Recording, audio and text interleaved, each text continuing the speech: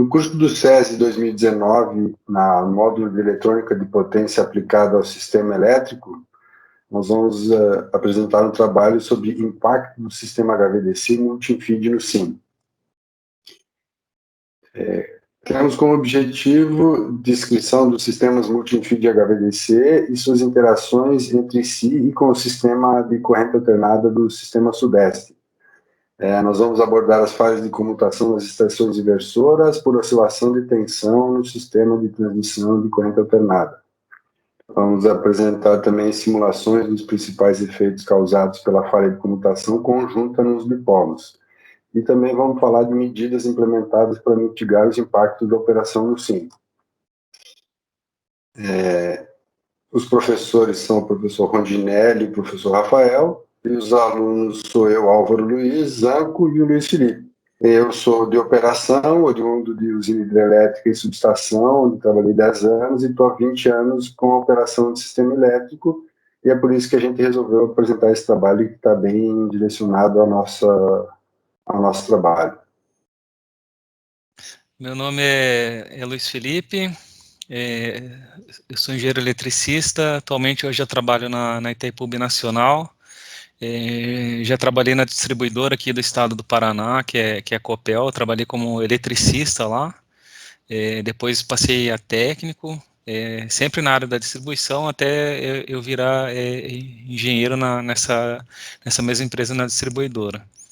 Depois eu fui para Itaipu, na Itaipu eu trabalhei primeiramente no tempo real, na operação do sistema, sempre com a interligação, trabalhando com a interligação no sistema brasileiro e o sistema paraguaio.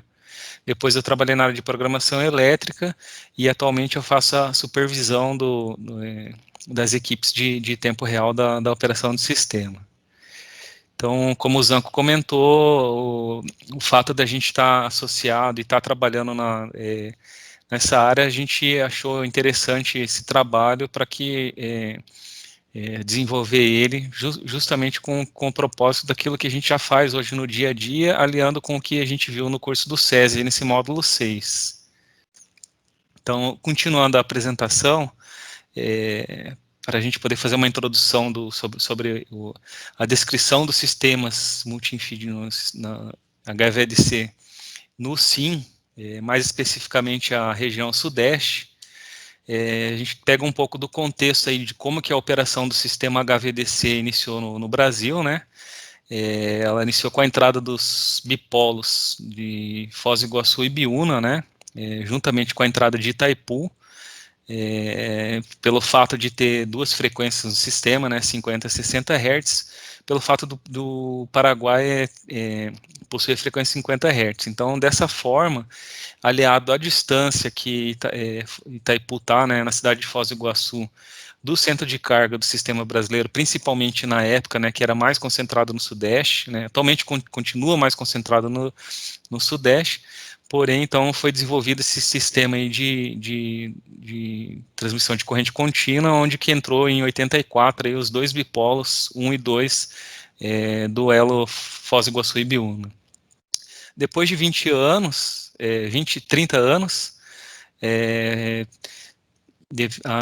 teve as construções das usinas de Santo Antônio Giral, né, no Complexo do Madeira, onde também, devido à a distância, a grande distância, foi construído os bipolos do Madeira, né, que interliga Porto Velho, né, na subestação coletora, até a subestação de Araraquara, no estado de São Paulo. E já na sequência, a entrada de Belo Monte 1 e Belo Monte 2, até Belo Monte 1 está ali como 2019, mas não é 2019, é 2017 a entrada de Belo Monte 1, e depois Belo Monte 2 em 2019, fechando aí no total seis bipolos aí, que saem das regiões aí onde que a gente tem grande produção de energia, né, pegando Itaipu, Complexo Madeira e Belo Monte, né, no Xingu, levando para a região sudeste aí, né, onde está concentrada a maior carga do Brasil.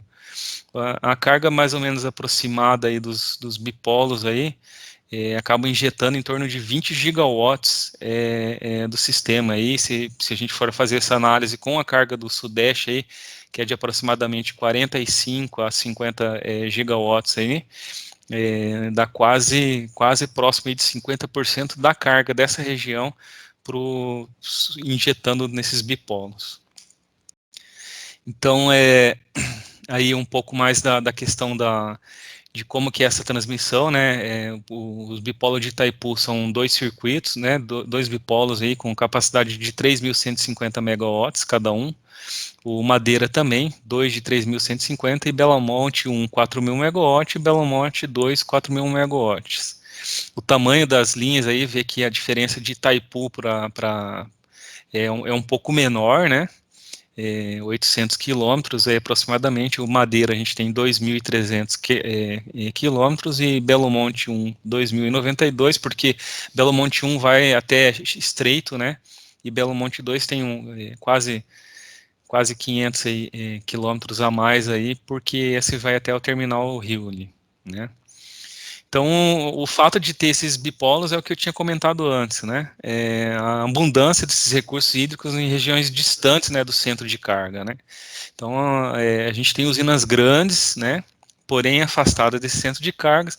Então, a melhor alternativa para escoar essa produção foi definida aí através de estudo das áreas de planejamento, que a alternativa era ser feita através do sistema HVDC. Então, assim que começou a implantação, né, primeiro com a entrada de Itaipu, depois com a entrada das outras usinas aí do Complexo de Madeira e de Belo Monte.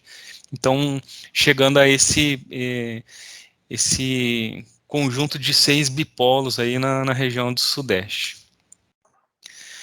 A gente pegar aqui em 2014, os elos do sistema do Madeira aí, eles passaram a operar integralmente, né, como a gente tinha vindo falar antes, permitindo a transição de energia gerada no complexo do Rio Madeira, né? Em 2019, com a entrada do segundo bipolo de Belo Monte, né, lá de Xingu, então a gente passou a ter esses 6 bipolos aí de corrente contínua no Sudeste. Então, mais ou menos o que a gente já tinha falado anteriormente, esse slide é mais para mostrar aí esse percentual grande assim que os bipolos, a injeção de carga desses bipolos podem, né, caso esteja disponibilidade nas usinas aí, pode ocasionar perto das cargas. Uma referência aí da nossa apresentação é que no dia 28 de maio aí, a carga do SIM registrou 70.279 megawatts médios, né? Então, se a gente for fazer um comparativo aí dos 20,6 gigawatts de capacidade de transmissão no sistema HVDC, chega a quase 30% da carga média do SIM. E um fenômeno de grande impacto que acaba ocasionando, né, com a entrada desses bipolos, que o SIM passou a operar, né, nessa configuração de multi-infeed, né, que é essa injeção, né, de potência, né, transmitida através de corrente contínua, próximo do centro de carga, concentrada, né, numa região específica, né. Então, devido a esse acoplamento dos elos, né, o atendimento à demanda ele acaba ficando comprometido caso a gente tenha alguma falta, algum curto-circuito nos terminais aí AC, né, próximo a esses terminais inversores, que pode ocorrer os fenômenos de falha de comutação, né, nos equipamentos aí. E essas falhas de comutação, dependendo do nível e o grau deles, podem chegar a grandes desligamentos, né, ou até mesmo blackout. Então, acaba ocasionando aí uma situação crítica para a operação do Sistema Interligado Nacional. Agora nós vamos falar sobre as falhas de comutação. Aqui nós temos a representação de um sistema HVDC, um elo HVDC. Nós temos o lado de CA do retificador, onde nós temos as fontes, que no caso do bipolo de Itaipu é Itaipu, o elo de Madeira e o elo de Xingu. Aí ele passa pela estação retificadora, uma linha de corrente contínua, até chegar na estação inversora, onde liga com a barra de corrente alternada do sistema Sudeste, né, onde temos o multi-infeed de vários elos chegando na estação do Sudeste. No nosso caso, o principal problema da falha de comutação é quando temos um curto-circuito nas barras do Sudeste. Um curto-circuito em qualquer uma das barras do Sudeste, depois mais adiante a gente vai ver que tem barras mais sensíveis e menos sensíveis, ele ocasiona uma falha na comutação, uma falha nas válvulas. Em função da tensão na válvula, ocorre uma falha de comutação. Essa falha de comutação causa uma oscilação, ou seja, uma redução na tensão da barra de CA onde houve a falta e nas barras adjacentes onde os bipolos sofreram a falha, não só na barra que sofreu o curto-circuito. Então, há uma redução na tensão e uma elevação. Oscila a tensão nas barras e, ao mesmo tempo que há oscilação, no período durante a falha da comutação, a potência ativa injetada pelo sistema de corrente contínua vai a zero, ocasionando distúrbios na rede de corrente alternada da região com grande consumo de carga. Agora nós vamos ver exemplos do impacto do sistema HVDC no 5. No dia 28 do 5, enquanto eu estava trabalhando aqui nesse trabalho, o Felipe estava na usina dele, eu estava começando a olhar esse trabalho, eu estava em casa e houve uma falha, não foi uma falha de multifeed, mas houve uma falha no sistema do Xingu Estreito. Às 11h06 falhou o primeiro polo e às 11h26 falhou o segundo polo, interrompendo aproximadamente 4.000 megawatts que chegava na região sudeste. Com essa falta de 4.000 megawatts instantâneo, houve uma interrupção de aproximadamente 3.400 megawatts pela atuação da ERAC, do primeiro estágio da ERAC, interrompendo potência em praticamente todos os estados do país. Teve uma redução da frequência e atuação da ERAC.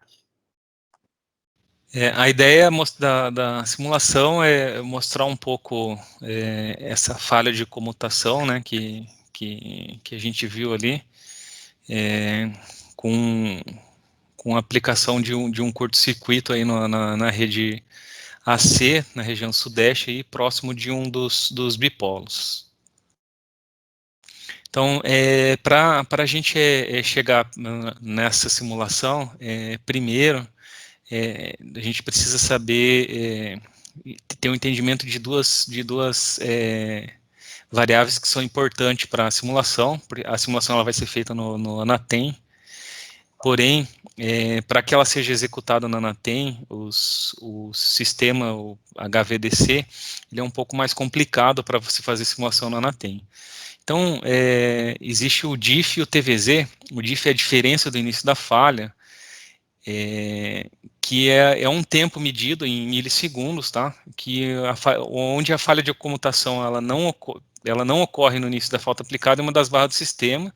Esse parâmetro ele contabiliza o tempo até o instante da falta e o instante em que a tensão CC passa por zero pela primeira vez do bipolo em análise. Já o TVZ é o tempo de duração da tensão CC abaixo de zero. Essa variável ela inicia quando a tensão CC assume o valor igual ou menor do que zero e termina no instante que ela retorna novamente a ser positiva e não retorna mais os valores abaixo de zero, porque senão ela passa a contabilizar de novo. Então essas duas variáveis elas são importantes porque quando a gente vai fazer a simulação no Anatem, existe a necessidade de que a gente insira manualmente esses valores que são calculados no PSCAD e também no RTDS, e através desses valores que são simulados lá, saem esses valores, e esses valores manualmente a gente coloca num programa mesmo dentro do Anatem, para que a simulação possa ocasionar. Então essa tabela que tem do lado, aí, a tabela 6.7, ela foi retirada de um relatório do INS, ela mostra aí o DIF e o TVZ dos bipolos aí, tá? De tal forma que a gente pode verificar uma aplicação de falta em AC, e para cada aplicação de falta a gente retorna um valor de DIF e de TVZ. Então o TVZ maior ali, que é a última coluna TVZ total, é onde aplica, aonde tem o maior impacto. Então quanto maior TVZ, maior vai ser essa perturbação para o sistema interligado nacional. Por exemplo, nessa coluna desse exemplo aí agora, que é a última simulação é de 2020, esses dados são de 2020, o pior caso é uma perturbação ou um curto-circuito aplicado no 500 kV de Araraquara. Então, porque o TVZ ele dá 313 milissegundos.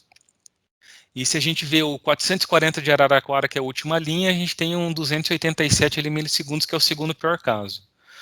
Porém, a gente resolveu fazer a simulação para Ibiúna, porque Ibiúna ela tem mais a ver com o nosso dia a dia, né, com o trabalho do dia a dia.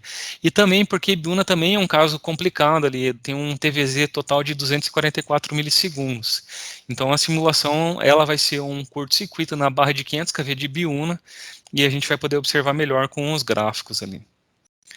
Então, aqui, essa tabela 6.8, ela demonstra aí quais são os circuitos que são removidos naquelas simulações lá, o qual a gente acaba tendo aqueles valores lá tabelados, tá?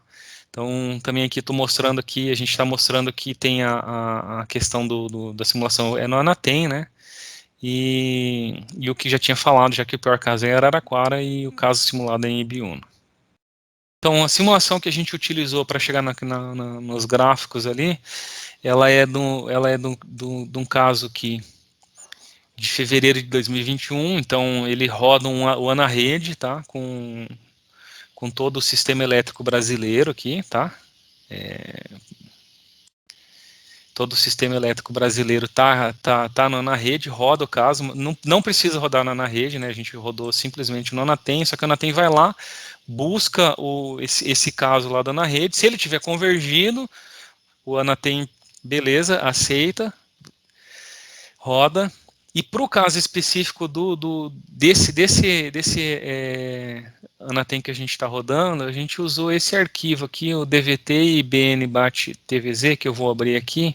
O que é esse caso aí? Esse caso é o que eu tinha comentado antes ali, que a gente faz a manualização da aplicação de falha de comutação. Então a gente tem aqui uma aplicação de curto-circuito de 0,200 milissegundos em 122, que é na barra de 500 kV de Ibiúna. Tá?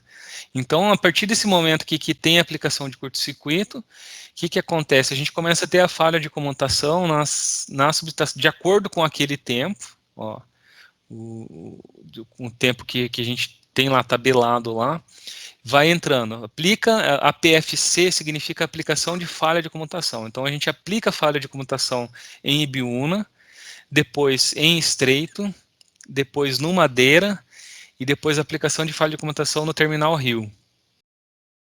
Depois no Bipolo 1 do Madeira, e depois começa a remover essas falhas de comutação. Tem um tempo aqui de diferença. Então remove do Estreito, remove Terminal Rio, Bipolo Madeira, Estreito e Terminal Rio.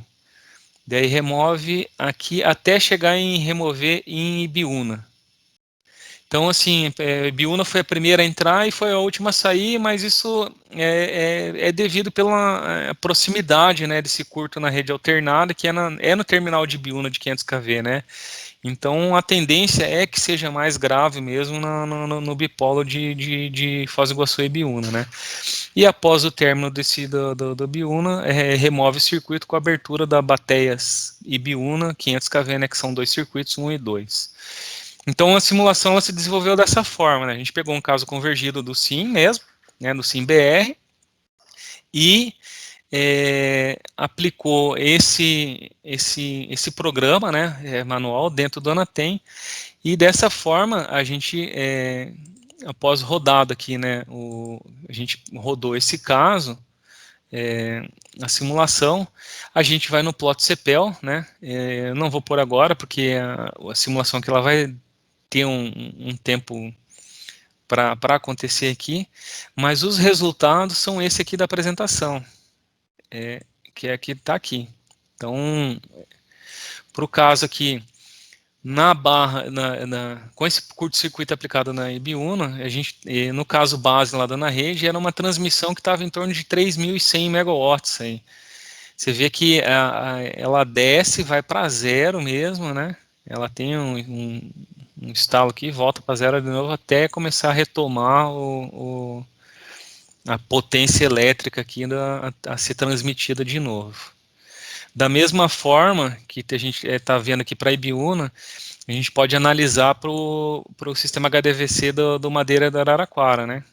Ó, como está transmitido aqui mais ou menos em torno aí de 5.600 megawatts aqui, ela vai para zero, né, devido à falha de comutação, dá aquela oscilada, a mesma oscilada que deu no bipolo de Foz do Iguaçu e Ibiúna, e depois vem para retomar aqui a potência elétrica transmitida.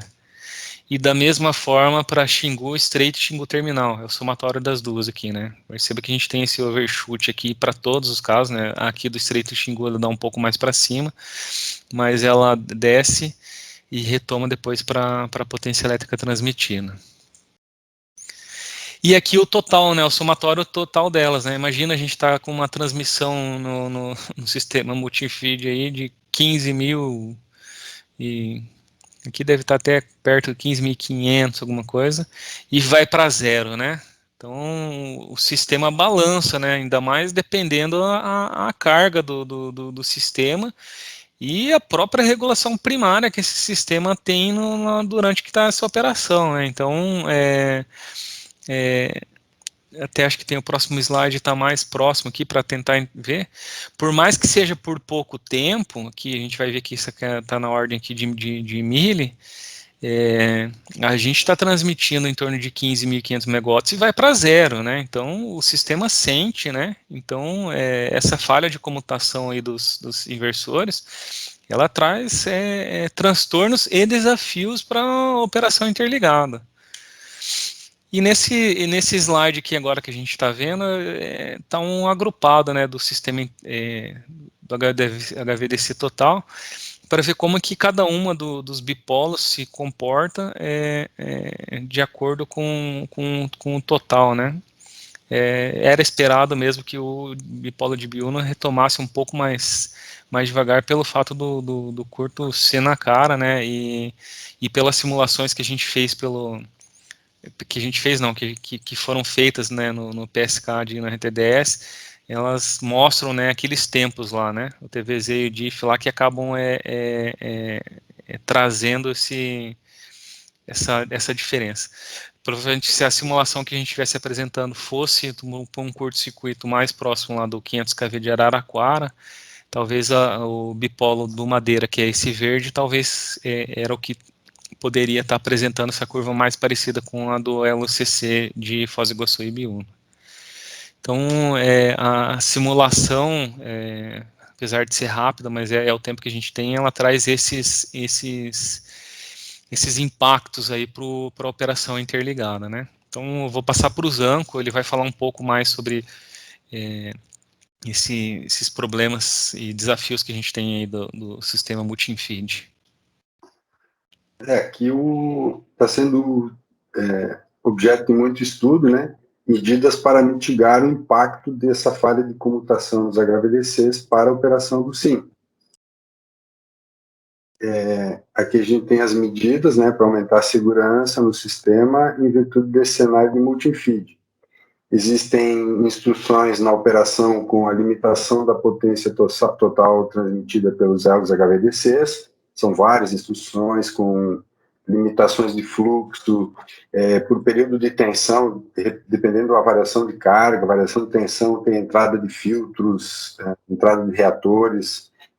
E para melhorar a condição do sistema de CA do Sudeste, entrou no sistema 3 compensadores síncronos de menos 180 a mais 300 MW e 500 kV na subestação de Araraquara, criando uma inércia menor para o sistema.